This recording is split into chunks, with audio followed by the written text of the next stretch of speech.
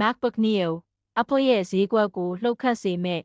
The next big thing Apple ဟာအရင်က premium ဆန်နဲ့ဈေးကြီးပေးရတဲ့ပုံစံကနေအခု MacBook New နဲ့အတူလူရန်စားမရွေးသုံးစွဲနိုင်တဲ့ဈေးကွက်သစ်ကိုထိုးဖောက်လာပါတယ်။အထူးသဖြင့် American $999သို့မဟုတ်ကျပ်သိန်း30ဝန်းကျင်ကနေစတင်မိတ်ဆက်လိုက်တာကြောင့်ဒါဟာ laptop တစ်လုံးထက်ပိုပြီးလူငယ်တွေရဲ့ lifestyle တစ်ခုလိုဖြစ်လာဖို့ရည်ရွယ်ထားတာပါ။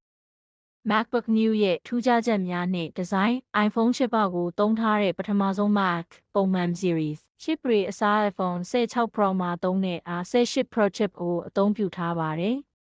ဒါကြောင့်ဖုန်းတစ်လုံးလိုပဲပါဝါစားသက်သာပြီးနေ့စဉ်အသုံးပြုမှုတွေမှာအလွန်သွက်လက်ပါတယ်ဒီဇိုင်းနဲ့အယောင်သွေးငင်းငွေ့စရာမကောင်းတဲ့ citrus အဝါ blush ပန်းရောင် indigo အပြာနဲ့ silver ဆိုပြီးအယောင်လေးမျိုးလာပါတယ်။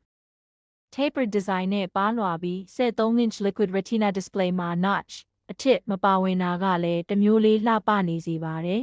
။ပေါ့ပါမှုအလေးချိန် 2.8 ပေါင် 1.23 ကီလိုဂရမ်သာရှိပြီးဖန်လုံးဝမပါတဲ့အတွက်အသုံးပြုနေစဉ်မှာဆက်ပူပြီးအတန်မြည်တာမျိုးလုံးဝရှိမှာမဟုတ်ပါဘူး။ Battery life တစ်ခါအားသွင်းထားရင်16နာရီအထိအသုံးခံပြီးခရီးဆောင်သွားဖို့အကောင်းဆုံးပါစွမ်းဆောင်ရည်ပိုင်းဆိုင်ရာလျှို့ဝှက်ချက် MacBook Neo မှာပါဝင်တဲ့ Apple Intelligence ဟာစာရေးတာပုံမြင်တာဒါမှမဟုတ်စရိုင်းနဲ့ခိုင်းစေတာတွေကိုတိတိတသားမြန်ဆန်စေပါတယ်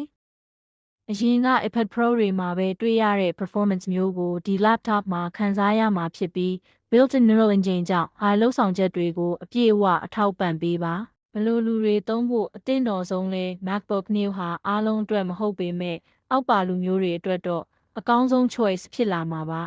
။ကျောင်းသားကျောင်းသူများ students စာစီစာကုန်းရေးတာ assignment လုပ်တာနဲ့ research လုပ်ဖို့အတွက်ဈေးနှုန်းရော quality ပါအလိုက်ဖက်ဆုံးပါနဲ့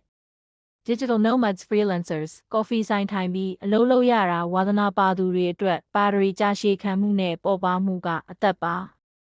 3 writers bloggers စာရေးတာကိုအဓိကထားတဲ့သူတွေအတွက်မျက်စိအေးစေတဲ့ display နဲ့သက်သာရှိတဲ့ Magic Keyboard ကအားသာချက်ဖြစ်ပါတယ်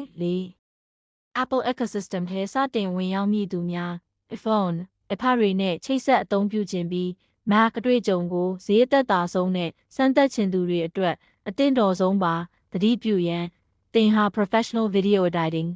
အကြီးစားတွေသုံး rendering နဲ့ graphic အကြီးစားတွေဆွဲမဲ့သူဆိုရင်တော့ MacBook Pro သို့မဟုတ်5 chip ပါတဲ့ MacBook Air ကိုရွေးချယ်သင့်ပါတယ်။ညီကုန်းချုပ်သုံးသက်ချက် MacBook Neo ဟာအကုန်ကျတသက်နဲ့ Apple ရဲ့အဆင့်မြင့်နည်းပညာကိုပိုင်ဆိုင်ခွင့်ပေးမဲ့တကားပေါက်တစ်ခုပါပဲ။တစ်ခါဝယ်ထားရင်အနည်းဆုံး9နှစ်ကနေ9နှစ်အထိ update တွေမှန်ရနေမှာမို့ value for money ဖြစ်တယ်လို့ဆိုရမှာပါ။